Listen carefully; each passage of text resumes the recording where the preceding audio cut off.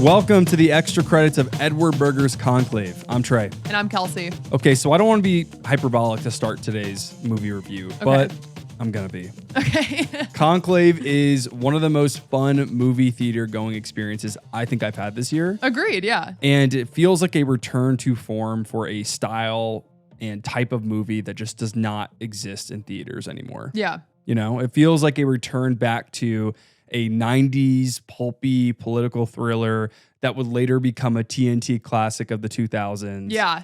That feels like it's more consumed by television today. I feel like the streaming wars have led to a lot of these adult elevated dramas to be just sent straight to whatever the new show is over at Netflix or HBO Definitely. Max. Yeah. I think of like Presumed Innocent that we just covered this summer, right? Great With example. Jake Gyllenhaal bringing a heightened drama, like knowing cheesiness, but it's usually on streamers. You're right. Like we're seeing a lot of this and whatever else is on Apple TV Plus or other streamers I've not signed up for. But yeah, like I think that the reason that this was such a fun experience is because we were able to see it in a 2-hour like feature film. Yes. And it had that cheesy knowing drama. But it also was able to kind of balance a humor and a knowing humor too. Yeah, there is something knowingly self-serious about this movie, but it's sound design to its use of its score, its use of its subtle performances, I guess, or the better word is probably subdued performances. Yeah, it's like from some of our most charismatic actors. What movie they're in. Yes, yeah. Everybody seems to be on the, tonally the same page. And it reminds me of a return to a sort of mystery procedural drama of the 90s, like a Pelican Brief or The Firm or maybe early 2000s, like Enemy of the State. It definitely has that kind of like electricity, right? It has that pacing and that feel of like, I'm in something where, I heard people in the audience reacting to different reveals. Right. And that it's like, it is a serious movie, but also not like, they're playing into it. And that's a part of that kind of movie where it's a fun rewatchable. You're right. It could be on like TNT if we think of it when we were growing up, but definitely a really fun theater experience. Right. And I don't want to make it sound like this is an easy movie to make by any means. This is a novel that readers of the novel have written online about. I have not read the novel, but as a book that is more of an airport novel than a very serious piece of literature. And so that is kind of the energy that I walked into this movie with, which is I just want to experience a fun, entertaining, religious A Few Good Men. It certainly has moments of that.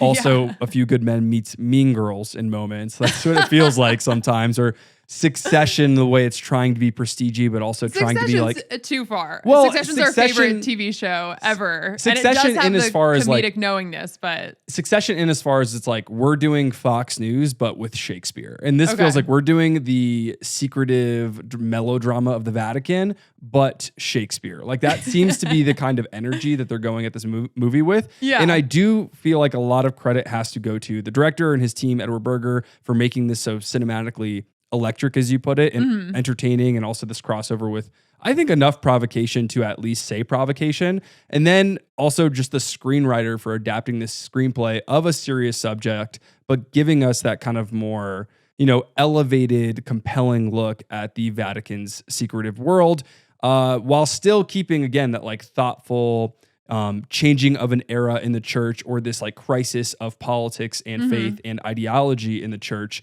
and what that means for the future of Catholicism. I thought that was all really riveting and fascinating. And again, it feels like a return to a movie that it's just like a nostalgic 90s thriller. Like we don't really have a lot of filmmakers today that are getting the opportunity to make a Sidney Pollack-like movie, to make an Alan J. Pakula-like movie, a Tony Scott-like film. A lot of those directors who can do those things, like Alfonso Cuarón comes to mind, obviously one of the great filmmakers in the world, who made Children of Men and Roma. But Children of Men, that style of movie, feels like it's kind of gone.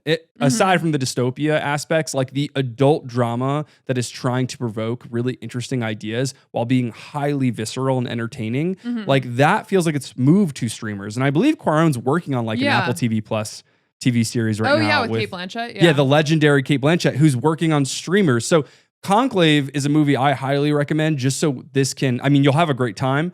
and your theater will be gasping and laughing and maybe even tearing up and asking questions mid-movie as if they're watching Clue or a mystery thriller.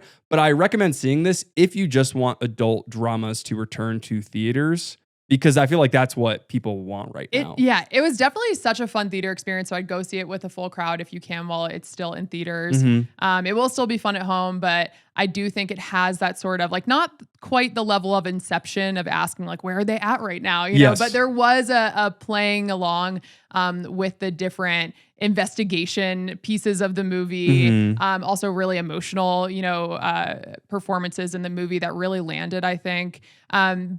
But I think you're right. Like, we aren't getting this in a feature film. And when we are, it's more so like a Knives Out or like a Poirot, which are far more leaning on the comedic elements. And I still love like Knives Out, right? And it's fully embraced, like even incorporating celebrities in this second one, right? Yes. But I think that it's so fun to actually have, like you said, A Few Good Men, which is also one of our favorite movies. There is like a Sorkin quality, not quite as fast paced talking.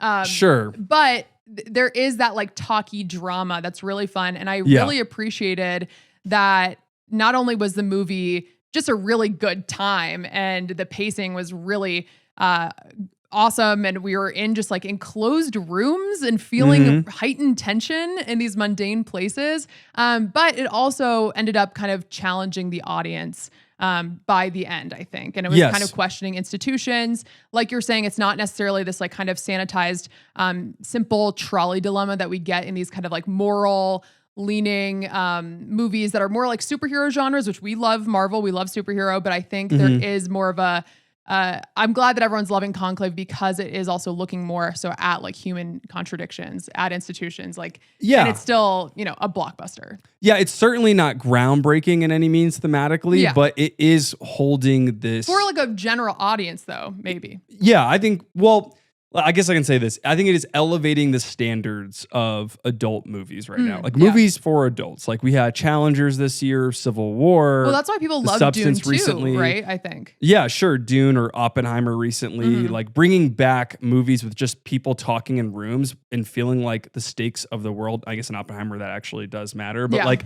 the stakes of the world But are Einstein's felt. still just showing up out of thin air. Yeah, just jump scaring everybody in the audience and using Florence Pugh in the way they used her too. Jump scares as well. I forgot Florence Pugh was. We're about to talk about. So did Christopher Nolan. He forgot as well. So I think I blocked it out of my mind because.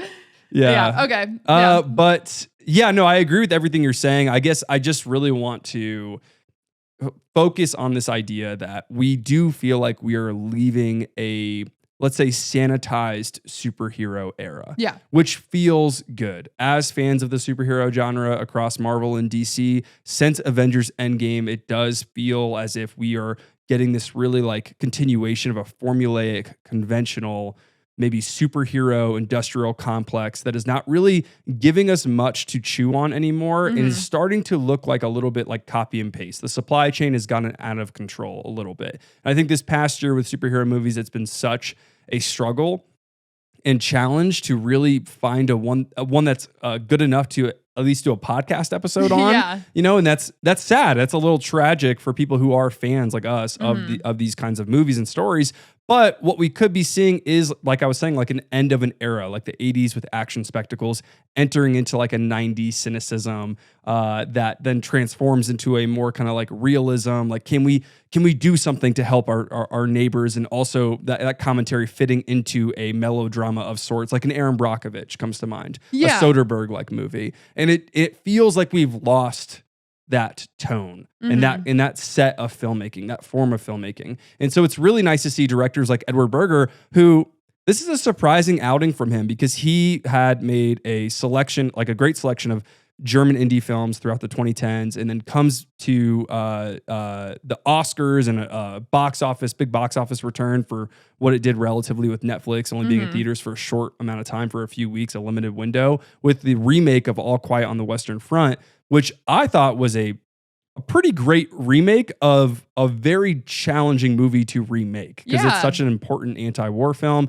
that nobody was really asking to be remade. He was given the reins on that movie, and I thought he delivered in an excellent way.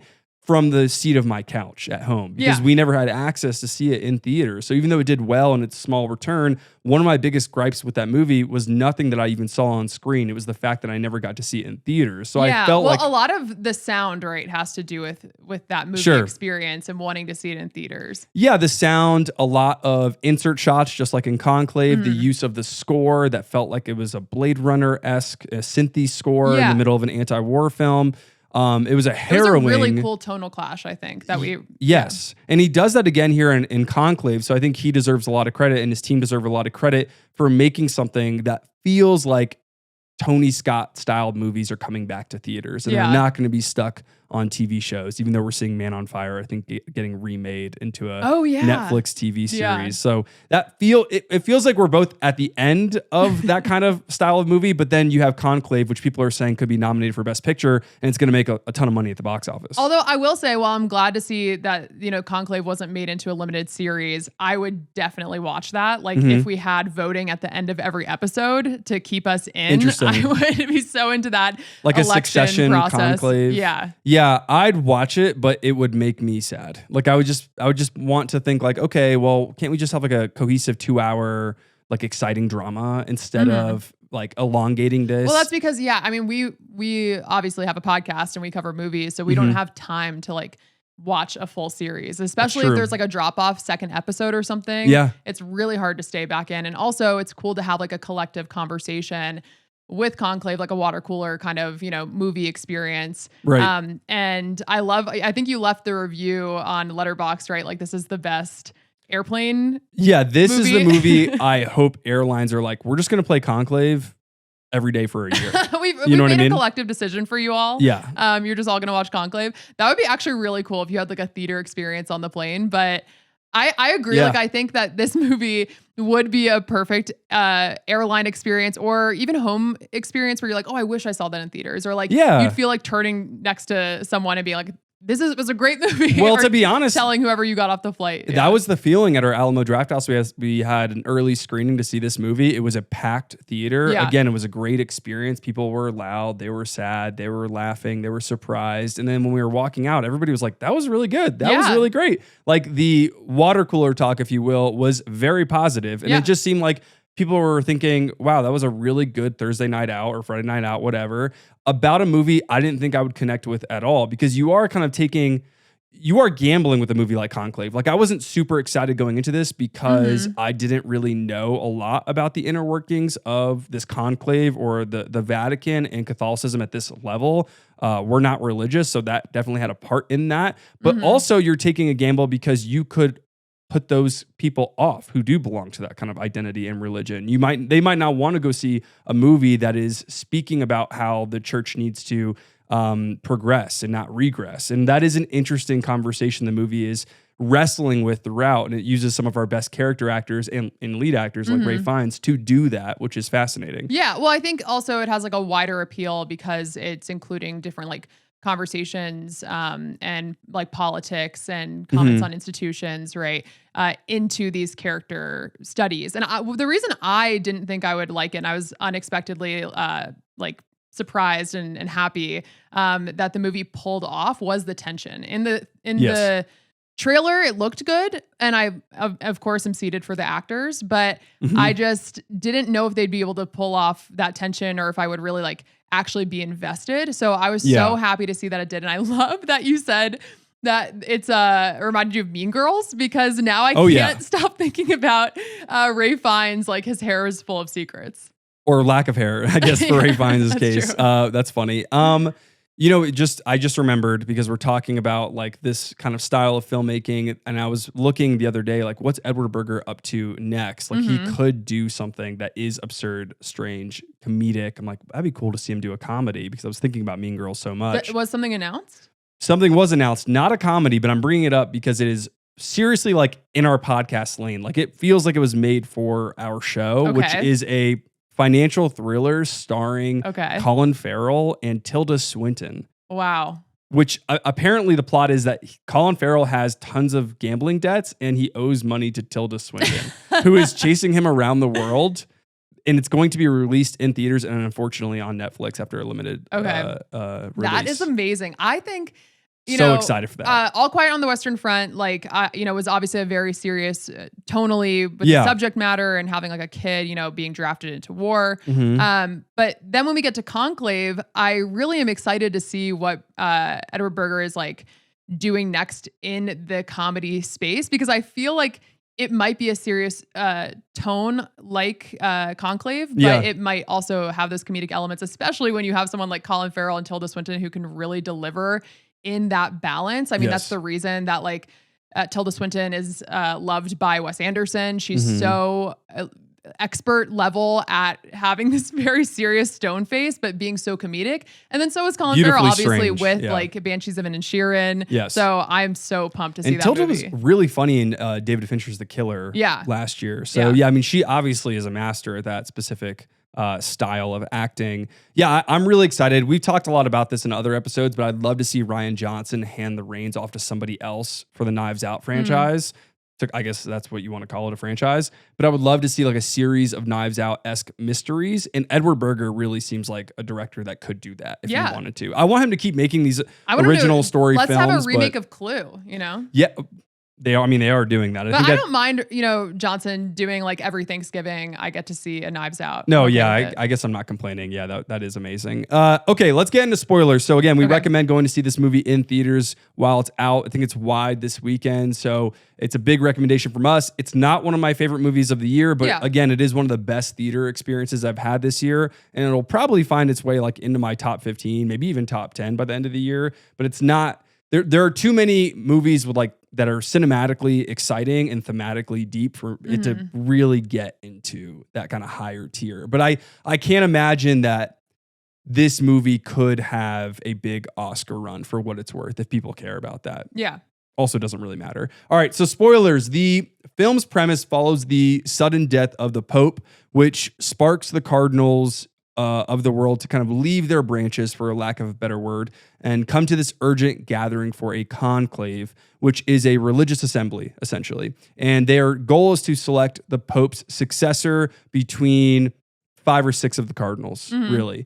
And the Pope's strategic second in command is Cardinal Lawrence, played by Ralph Fiennes. Ralph Fiennes, one of the most emotionally extreme leading actors that we have. Ralph Fiennes. But obviously he's got movies like, Constant Gardener, other films where like romantic or period pieces where he is a little bit more grounded. But I think he's best known for either playing like absurd, charismatic figures or like just absurd fascist. You know what I mean? Like he's known for Spielberg and Voldemort. He's known for Wes Anderson with Grand Budapest. He has these big roles where it is very clear that he's bringing a lot of gravity to a film, but he is also elevating the premise of a movie. Yeah. Often. What's fascinating about his career is that he's always been able to elevate a movie to make it feel almost fantastical, but he still does that without ever compromising the stakes of the world that he's playing in. Yeah. And I think Conclave, he does that once again, except in Conclave, he's playing a character who quite literally, like Cardinal Lawrence, his character, does not want to be in the film. Like he's like, this is not my movie. I don't want to be here. In fact, can I get like a labor union? Because I don't want to be in this church anymore. Like I'm not. He can't quit. It's a wild. Like he's like, I'd like to leave. And the Pope's like, no, Pope dies. He's like, I guess I'm here for life. I don't know. So it's a fascinating character and a great actor. It feels like a weird extension of his more satirical role recently in The Menu, because there is a lot of satire going on that's more subdued in Conclave, but it does feel like an interesting, again, like extension of what he's trying to do, which is like get these more mid-budget movies, I'm assuming greenlit. He gets to star in them, see how they do, and he gets to kind of play in a role that feels like it's taking its time, right? He's a little bit more careful, a little bit more cautious, and then he has his small outbursts. In The Menu, it's all happening at the end of that movie. In Conclave, he gets his moments. Yeah. He gets his little screams off. Yeah, well, I mean, he is a really special actor in that no matter what he's playing, he's able to have this he can bring comedy or seriousness with like his certain facial expressions. He's really good at like even small gestures and body language of like, can I like have this room kind of thing, or like getting upset with he can't make the copier work at one point. And Sister Agnes is like please move over. Rossellini's like, move. But Fiennes. I think of, Ralph Fiennes as, maybe I'm just thinking about this because you said the menu, but like kind of like an Anton Ego from Ratatouille, like very, like he has a stone face, but like he has an animated quality of just Can we get Josh O'Connor and Ralph Fiennes in a Ratatouille movie? Yeah. We don't actually need more Disney remakes. It's fine. I need that. I do need that remake. But where he has a serious face, but he is able to just communicate so much through his eyes where you're like, I can see him like going back somewhere, or like I can, you know what I mean? He's able to communicate that emotion. And I think he's so special for that. But in this movie, I didn't expect him to be kind of the comedic relief in a lot of ways. And also then to like deliver on the tension and feeling like really a lot of internal, turmoil when he has to like break into the Pope's room. Like, he's going through a lot. Of the seal. Yeah. He's trapped there. Yeah. He wants to quit and I mean, no, truly, he's trapped. He's having a crisis of faith. He's having a crisis of really faith in the institution of religion rather than God. That's what it seems like, at least from the film. Yeah, I think that's what he says. And that is totally understandable after you see what ensues in this movie. And he's also like, I think there is an element of him that does feel trapped. That kind of like internal conflict is externalized as we see him being vacuum sealed into his room from like the metal trap that's on his windows to him closing his door. The door does have like an air It's making like an airlock sound yeah. as if we're entering the Nostromo, an alien or something like that. So it is pretty frightening. And it's also the way that the conclave at this Vatican looks, it's pretty terrifying. Like it looks so dead inside, but also there's these beautiful murals and all these rituals that are very elegant that are happening, but their rooms, like where they're being forced to stay, it looks like they're in a hospital. Well, yeah, I mean, it's really interesting. And I think part of the appeal of the movie is kind of entering into this space that maybe you wouldn't be able to, right? It feels like a closed door meeting every time you're in a scene.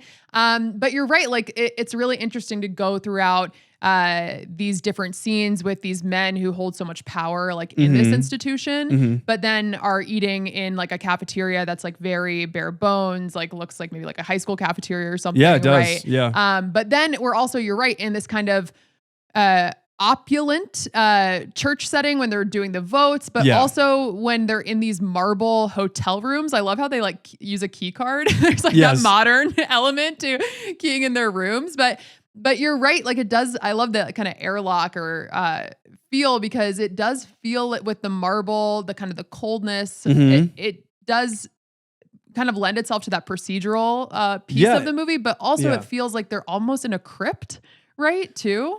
Totally. That's exactly what I was about to bring up. There is something about this movie that feels inspired by a film that is tonally, thematically, narratively very different, which is David Fincher's Zodiac. From the sound design to the style of the cinematography to just like there's something dead about the tone of Conclave that doesn't take itself too seriously. So there's a lot more comedy in Conclave, whereas Zodiac has a very similar atmosphere and vibe, but it's a serial killer movie. You know what I mean? And this is a movie about like a broken Catholic church. Like that is a very different concept. But Edward Berger and his team, again, I think they understand that people needed something tonally a little bit jarring from what we were expecting. So they certainly subverted us, and they succeeded and excelled at doing so. I think like locating Zodiac also is interesting because you have to have like a character who's kind of reluctant, kind of nihilistic at the center of your movie, conducting the investigation. And Cardinal Lawrence certainly is a reluctant protagonist. Let's talk about the cinematographer, Stéphane Fontaine, who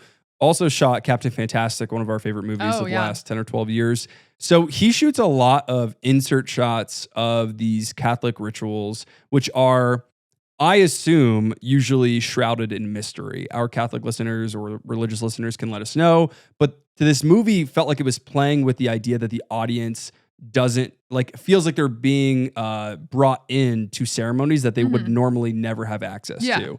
And I thought there was a real authenticity in the rituals, even though I have no idea if they were authentic. But the movie does a great job of convincing you because of how it's shot. And so the cinematography is excellent. And very specifically, there's a moment where the Pope's body and his belongings are being treated so carefully while they're in the Vatican. And then when they leave the Vatican and he's like entering an ambulance, his body kind of gets like pushed in there. They're kind of showing the like harshness of the reality. Yeah. The harshness of the reality and the almost like the aesthetic of the traditions. And once you're out of those traditions, like how do people actually act? And then we get the big title drop of Conclave across the screen. Yeah. Which I thought really, again, added to the movie's themes, not to overthink a movie like this, but because it's very blunt about all of its ideas, which I appreciate, honestly, with a film like this. But I appreciated that how the style, tone, cinematography, the sound were all in conversation. The filmic language was in conversation with the themes and ideas of the movie,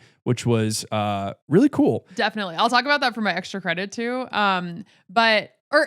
Well, I guess I could just talk about it now and then I'll give credit. But I love the different aspects of adding tension with the sound and adding comedy with the sound, which I was not expecting and usually isn't totally in a drama like this that feels heightened. Yeah. We get that kind of crack of the seal.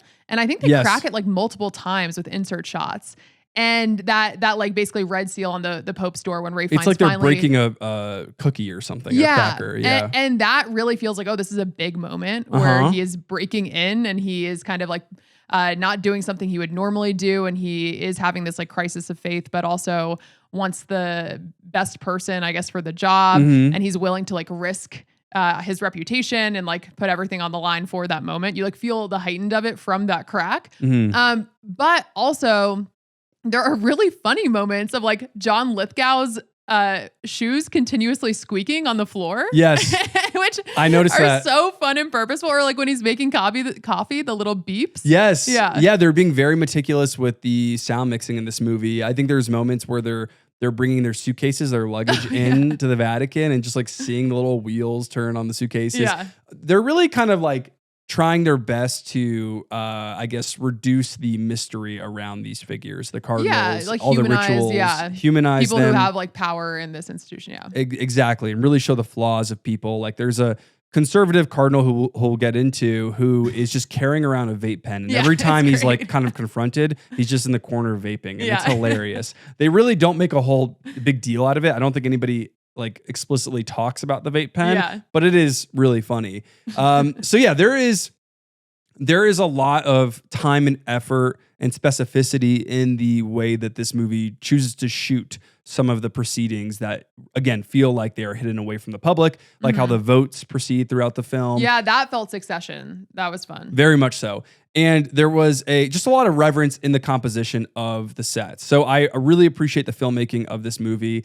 It also had this kind of noir, I guess that might be where the Zodiac element's coming into effect, but like this noir-like feeling where we're watching Cardinal Lawrence, basically Sherlock Holmes or Jake Gyllenhaal from Zodiac, his way through like what the truth is, like what cardinals are corrupt, only to be revealed at the end of the movie. They're all corrupt, and like that's an aspect of the movie that I think is really entertaining, not surprising. Like every time it's you find out that a cardinal did something wrong, you're like, they allude to that. They nod to it a lot. They give you a lot of hints along the way. Definitely. Did you think at the beginning of this movie though, because I only saw the trailer going in and I only saw like one version of the trailer, I thought when we saw the Pope die at the very beginning, I was like, oh, this is going to be a true whodunit. Who killed the Pope? Like, I thought the same thing. They kept asking questions about who was the last meeting, like make sure all the last meetings, it felt like there was a tension immediately with Tucci and Lithgow's character. Is it Tremblay? Yes. Where he was like, make sure all the meetings are on the list. And they had this kind of like weird passive aggressive conversation of like, why? And Tucci was like, well, just for, for formality. And, and I was like, oh, did someone kill the Pope?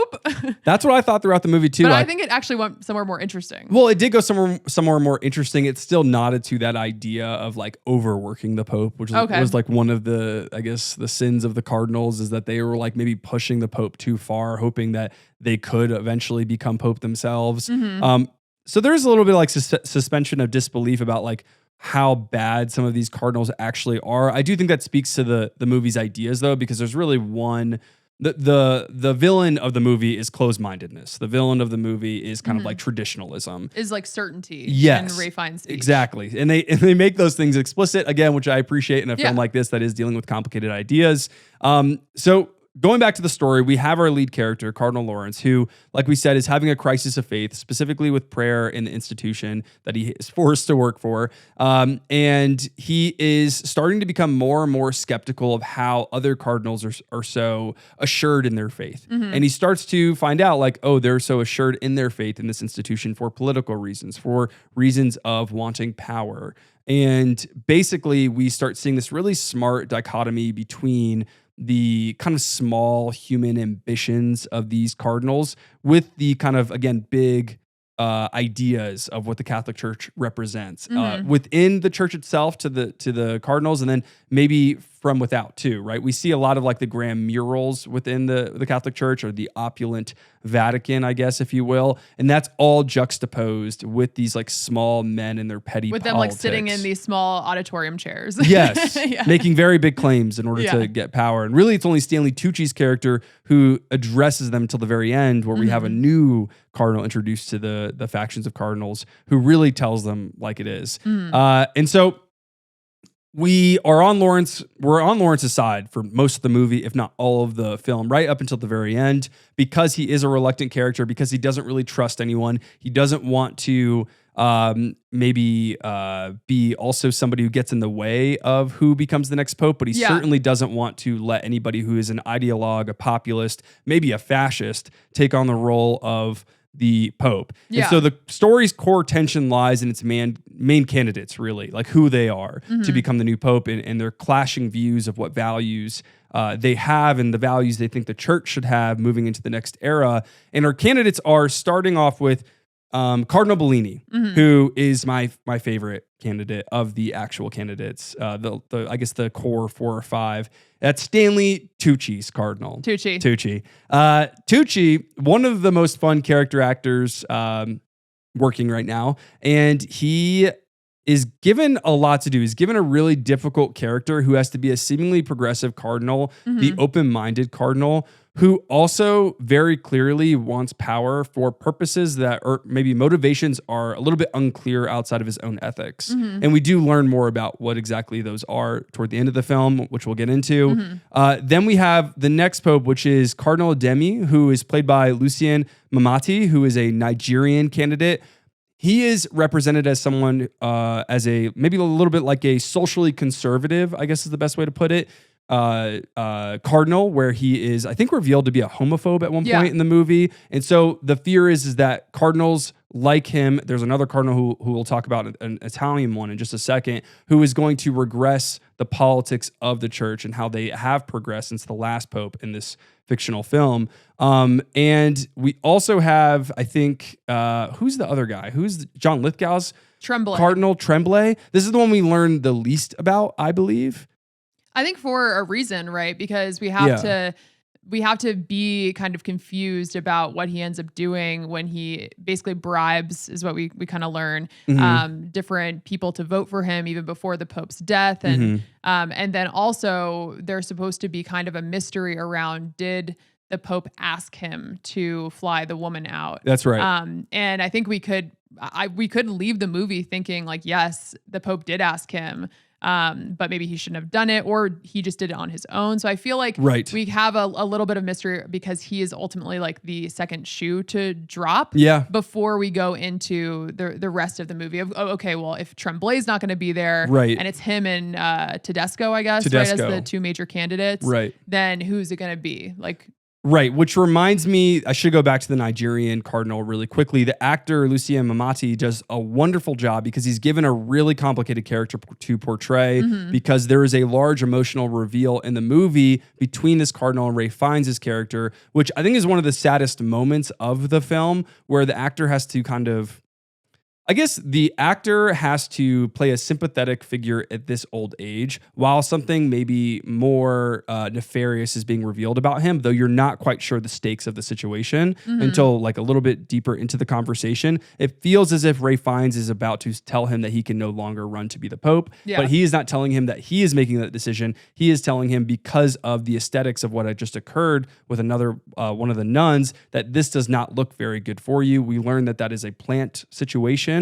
But basically, what's fascinating about this character is that he has a breakdown in his room. And his performance in that scene is really great. Like the way he shifts from like devastation to sort of like not understanding what Fiennes is telling him at that moment too. Yeah. And getting frustrated with Fiennes, but really himself.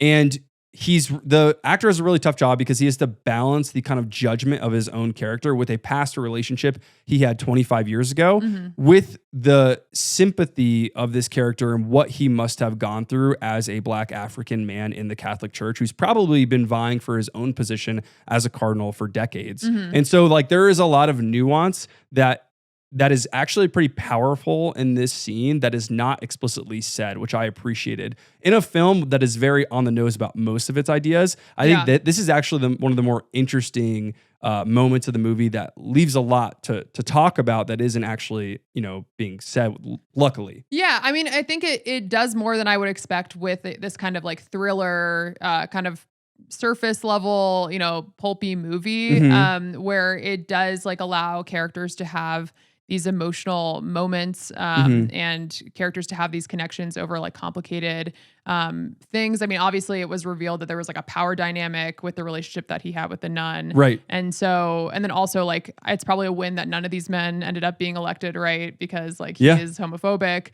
So, but it was interesting that we like had these different moments of Ralph Fiennes kind of like checking in or looking at like the politics or the like human aspects of these different situations. Right. Yeah. And the movie does a really good job of, again, like having sympathy for the character, judging the character, but like there is a certain amount of moral ambiguity with this movie that I really appreciate. In this moment, it's more clear, but I think the actor does a great job with that tone. Going to Tedesco, who is played by Sergio Castellitto, he plays a representation of, this is the vape pen guy. Yeah, I was smiling. He plays a representation of Italy's current wave of far-right politics, I guess is the best way to put it. And he is this kind of outspoken populist who is using nationalism as his biggest selling point, as his next to become the next pope. And he plans to essentially roll back forms or progressive movements of the Vatican, of the Catholic Church. And he's starting to weaponize some of the political conversations that are happening across the world, across countries that are dealing with nationalism, including our own. And so this movie feels very contemporary and also timeless because the conversations that are having are not new, though they're currently happening again across the world. And I think what's fascinating is that the director and the writer, and probably I would assume the author of the novel, choose to have this in the periphery of these movies until it's not in the periphery, these bombings that are occurring across Italy that we don't really get a lot of context about. But basically Tedesco decides to weaponize some of these bombings. He starts to fearmonger immigration and basically starts like double downing on Islamophobia, right? And like this is like his, in subtle ways and then unsubtle ways at the end, right? This is kind of like his point of view, his running motivations for this next pope. Like, I'm going to bring us back to an old nationalist, traditionalist Catholic Church.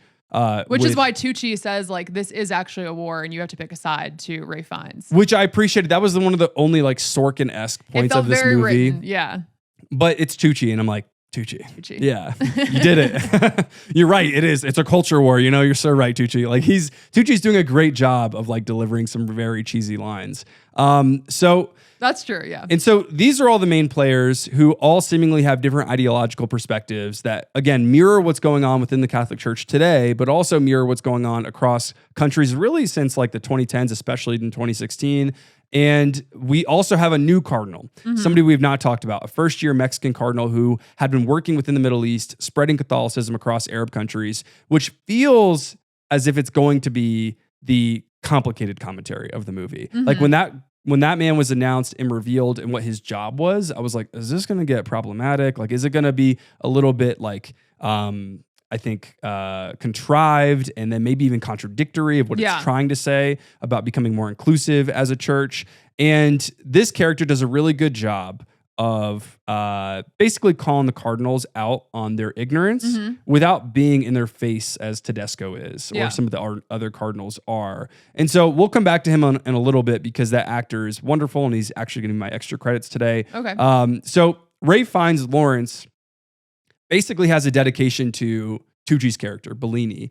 And he believes that because the last pope was more progressive, that they should go ahead and try to get, Tucci's cardinal, or give him the power, right, of the next pope. And then Lawrence begins to be He's like, I'll say it. Women should be more involved. Yes. And if you don't like me. One guy's like, oh, shh, don't say that. So the nuns might hear you. We can't tell people that.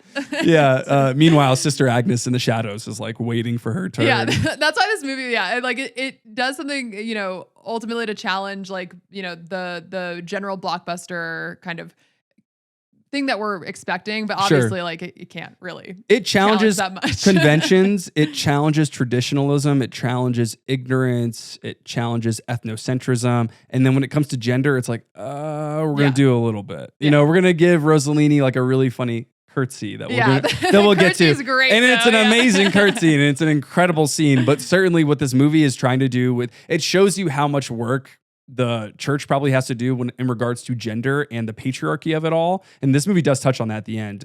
We'll get to that, but not as much as I wanted it to. Yeah. That's probably the biggest hole. If there's going to be a hole in this movie's script or narrative in terms of the thematics, that's certainly the biggest flaw of the film. But basically, Lawrence's character is really conflicted going into the second act. He realizes that there are political agendas that are outweighing the needs of the Vatican, outweighing for him God or the power of God, which is also then confirming his skepticism of the church as an institution in the contemporary world. And that starts to become very provocative. At least for me, someone watching, I was like, even though I'm not religious, I would assume if I was, this would be very provocative. Again, listeners, let us know in the comments. But I thought it was like, it was I thought a welcoming conversation that is a very necessary one. And so the story unfolds and we get more spicy confrontations about the church's role in modern society and trying to adapt to become a more globalized, inclusive world. And as those conversations continue to escalate, we start to see there is a larger mystery where Lawrence discovers there are secrets about each candidate that the former pope was trying to uncover. There was a movie within the movie, it feels like we're going to get... The pope was doing his own investigation. He had his own little diary. The first pope, like the prequel HBO Max film. There seems to be like on Lawrence's part a frustration. I just thinking of Bene Gesserits. Yeah, like the Dune TV show right now, Prophecy. Yeah, I can't wait. So I guess I'm a contradiction too. I would take a Conclave Prophecy. I think the Bene Gesserits are behind this one too. Yes. So that would be awesome. So Lawrence basically doesn't want power, right? That's his whole deal. He's like, I am just... What's that funny meme where it's like, I accidentally became very powerful at work. Or very important at work. Very important at work. Very Ellen Ripley-esque where he's like, I don't even want to be here. Like, I tried to quit. They said, no, I think that's allowed. Like, and it always made me laugh when he was like, I tried to quit. Yeah. And they were like, no. And he's like, I guess. Yeah. Well, this is like also, it's interesting because you really believe it because it's his last thing he's doing with the church, because he does tell someone or a few people that he's going to leave after this. To be clear, with the Vatican, it does seem like he wants to be I don't know what his role would be, but he does want to work at more of a local institution. That's what the feeling was, I think. That was the idea, I believe. I don't know that much about Lawrence, but... What's next for Lawrence? I don't... Again, a sequel, maybe. Our brains are so franchise and like legacy pilled like that. It's hard to just... This is going to be an interesting 2020s as we continue. So he goes full Sherlock Holmes. He's got his own Watson with him. I don't know what that guy's name, but he was... Love that guy. I love the funny tension too when every time he comes up to him, he's like, hey, so I don't know if I should tell you this. Right, because exactly. They're sequestered or something? Yes. He's like, but I kind of have to tell you this. Right. It's always a great dynamic. It got me every time. Yes.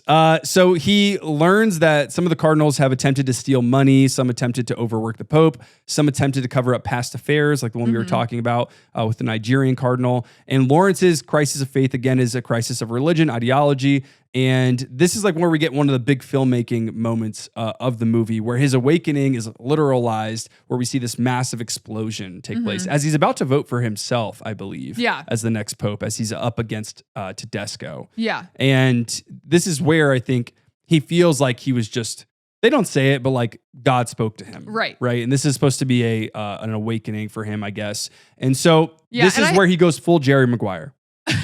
I've been waiting to say this to Kelsi. with the folders? With the packets. He's staying up all night. He's having what would you call this? A midlife crisis, I guess. And he's like, I'm going to put a packet on everyone's of corruption and like black out all the names and put on everybody's trays. That's so funny. A Jerry Maguire moment. Yeah, it was wonderful. But I was Sister Agnes is like, I'll help you with the copier. Yeah, I know. He keeps getting that error message. Yeah. But it'll come back to me. I was going to say something else. This is what I was going to, when he votes for himself, I saw some people talking about that after the movie of like, oh, well, everyone wanted power. And I still viewed Lawrence voting as himself as like, well, I can't let Tremblay or Tedesco be in power. And like, I'm just going to take one for the team, even though I want to quit. Like that was kind of a sign of his ultimate reluctance instead of him wanting power. Because Tucci at one point is like, hey, I know you want power too. Right. Because that's why you're not helping me get the win. Right. But he's getting gaslit. But Tucci apologizes because Tucci says like, hey, I actually kind of wanted power. And I was a little upset. My bad. Yeah. The high school drama of it all is really funny. It's like awesome. I'm sure on rewatch it might even work better, which would be interesting. So maybe we should go see it in theaters again before it leaves. But yeah, we get the big Jerry Maguire moment. This is where Sister Agnes is like, you all are like man children who actually don't understand the stakes of the world that you're playing in. And like, we are working in the shadows to make you feel better, but you need to get it together. And that's like as gender nuance as this movie gets. And curtsy, again, iconic moment. Amazing. I just wish there was like cheers from our theater. Yeah. Wait, I think people did clap, right? Yeah. I think so. It was just like a laugh. Yeah. But again, that's kind of sad that one of the reasons that was the big moment. One of the reasons people are clapping, it's like, it would be nice to hear about like some woman if this church is being so progressive now. So the whole whodunit of the movie kind of transitions into more of what feels like almost like a courtroom thriller because they're in the voting proceedings. And then as the film is ending, we're getting this shocking conclusion where Cardinal Benitez gives an amazing speech to the divided cardinals where he kind of re-emphasizes what Sister Agnes was trying to say in her like very small amount of dialogue that Rossellini was able to work with, which is that the church's resistance to help others is convenient and that they are safe and privileged in the Vatican, and that they have these like petty political debates that are really about people trying to get power and acquire it and keep it and consolidate it. And really there's people who are being damaged by like exploitative states, and they are going through violence and division in the real world outside of the confines of this Vatican. And their role as cardinals is to help support those who need it, regardless of creed or identity. And Benitez is somewhat shockingly, named the Pope. It's a thing I was hoping that was going to happen. I think I turned to you and I was like, oh, they're going to name Lawrence the Pope. I was hoping they'd name Benitez. Well, when we felt like they were giving it meet him, when we met him when we were watching it, you leaned over to me. You're like, this guy's going to be the Pope, you know? Yeah, but then I felt like, unfortunately, I was like let down by the movie toward the end. Obviously, they named him the Pope, but then it was almost like the movie felt like it had a few endings, and it gave us too many clues that it was going to be Benitez. Oh, you were let down because you wanted it to be more of a surprise. Yeah, I was let down twice. I was let down where I was like, oh, it's gonna be Lawrence, and then I was like, oh, it's actually gonna be Benitez, and I was like, well, they had no need to play with us like that because they kind of made it clear that it was gonna be him. Okay. And so the movie does, I think, outstay its welcome, just like 10 minutes. And when I say that, I mean like pacing throughout the film, not just like a whole 10-minute sequence. But small nitpick. But he's named the Pope. And even though we could see it coming, it is crafted so well in terms of the way that he is named the Pope and how he is sort of shocked. And he seems also very reluctant. He doesn't want the power, which is why he loved Lawrence as the next Pope so much. And I think one of the reasons he was secretly in the shadows, which we never really saw, one of the biggest supporters of Lawrence as the next Pope and rallied around him as the Pope. And so then it's revealed to us, and this is where Lawrence's character is really challenged. He's not challenged because he wants power, because like you're saying, it was either him or Tedesco. This end of the movie is where this supposedly apolitical, but like maybe more humane and empathetic potential pope, this Cardinal Lawrence.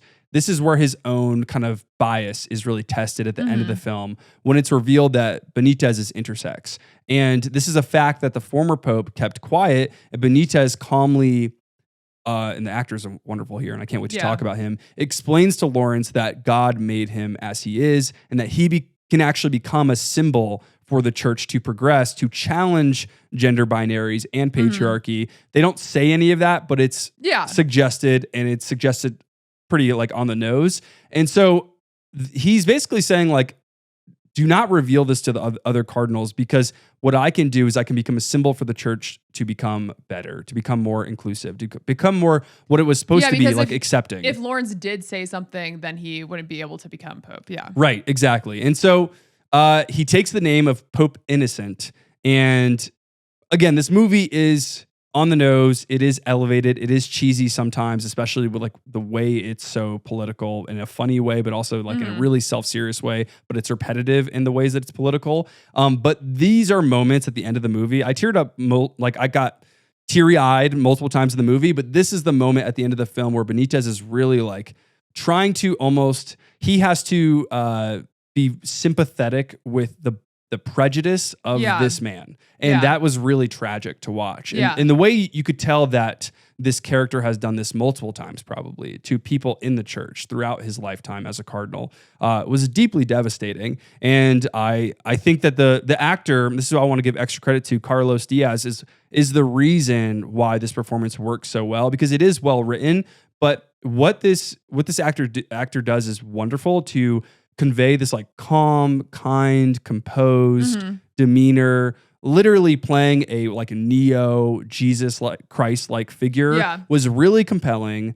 And he simultaneously came off as charismatic, powerful, but humble. And that was just like a really hard line to get at, you know? And then I did a deeper dive into the actor. This is his first feature film. Wow. And not only that, he is a Mexican-Canadian architect who has lived in Canada for about 15 years, and during the pandemic, took some acting classes on Zoom. Wow. And then tried out for Conclave. Wow. Yeah, it's wild. This is a huge role for him. Like I could imagine an Oscar nomination, not just because of the story I just said, but because it is like a pretty awesome story. Yeah, but his performance, but the performance is great. Yeah, not only is it great, and he really delivers on the emotion, like when he takes Ralph Fiennes' hand. Oh my God. And also, I think what got me. You know, his performance, that's also kind of with the knowing comedic performance, but still serious of Ralph Fiennes. Like Ralph Fiennes does have his emotional outbursts of like, this conversation did take place. It did take place. He's like Lithgow didn't get enough to do. I feel bad for him. Yeah. But he was still great. But I think, you know, the meeting of those tones at the end, and then the performance like was so good to deliver that emotional last kind of like challenge to the audience of what Ralph Fiennes was like preaching the whole time. Yes. Of saying we need someone who will challenge our certainty to like progress forward. And so that was like I think a good close on the movie. And I also think the movie wasn't necessarily like saying, I mean, it was very much like speaking to a very general audience, but I think it felt like a kind of like natural way to speak to the audience that didn't feel too forced when he responded to like Tedesco in the auditorium and said like, with all due respect, what do you know about war? Like it felt like, you know, it felt like a good balance, and he was able to do that. Where Tucci, you felt like he had a couple of written lines that were very written. But you know, they were like, we just got to give this to Tucci. But that's a great extra credit. Yeah. And I maybe to push back on my own point before we get to your extra credits, because I think we're finishing up here.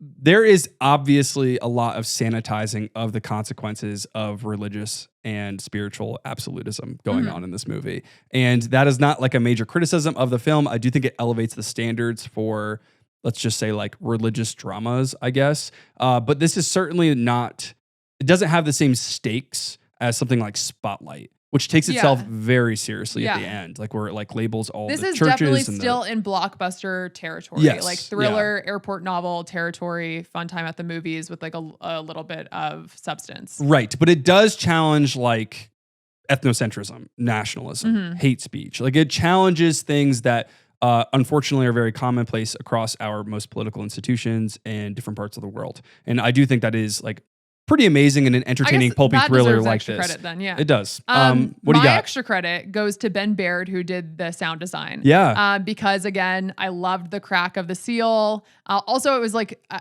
part of that was really fascinating to see the like seal and the ribbon put over the door. Just these kind of like small things that we felt like we were going into this world. But so the cracks of the seal were cool. The squeaking Lithgow feet was great. Yeah. The breathing from Ralph Fiennes to open the movie and just like heavy breather. Yeah. Hearing the mouth breathing throughout the film really kept the pace. And I really appreciated all of that. And, you know, it's not often where you see sound as like this major character doing both things. So I just really enjoyed it. Thought it was really fun. And I know I listened to the director talk about how they like really tried to look for like a sharp crack sound for a very long time. I know a lot of work went into that. So that's who my extra credit goes to. Great extra credit. It made me, again, to bring up Zodiac, want Edward Berger. I want him to make a lot of like pulpy genre movies, but it made me want to see his, and maybe this is because it's one of our favorite genres, but the serial killer thriller. Like I would love to see him step into that world and see what he does with that. Yeah. Not in a true crime way, more like in a Seven fantastical way. Yeah. I think he would kill that.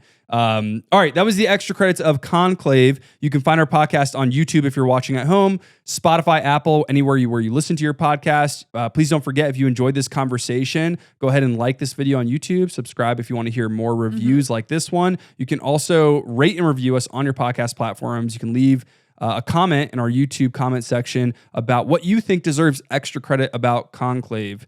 And if you think that this is the best airplane movie of all time, I'm just kidding. Let us know about some other 90s, early 2000s political pulpy thrillers that you would like to see in a similar vein get made today. And then like what kind of filmmakers you want to see take on those projects. Yeah. Because we're about to rewatch, I think, Pelican Brief for our Denzel. Yeah, we're going to have a Denzel month for Gladiator 2. But I feel like also like a Tony Scott Unstoppable also comes into this without, I mean, maybe a little less commentary than something like Conclave. But yeah. Yeah.